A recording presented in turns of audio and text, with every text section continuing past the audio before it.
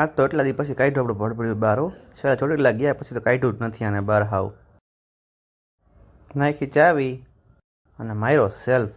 એક ગામમાં ચાલુ તો થઈ ગયો, વાંધો ન આવ્યો.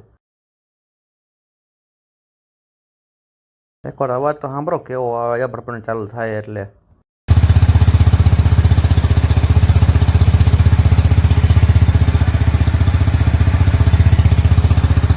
થઈ ગયા હનુમાન દાદાના દર્શન કરવા. આજ શનિવાર હતો એટલે.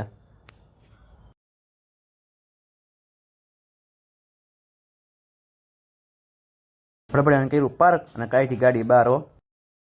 ગાડીમાં કરવાનું તો અલાઇનમેન્ટ બેલેન્સિંગ એટલે પપ્પા કે કરાવતા હોય એટલે આપણે કાઢી ગાડી બહાર. ભૂગી ગઈ યોકોહામામાં અલાઇનમેન્ટ બેલેન્સિંગ કરાવ.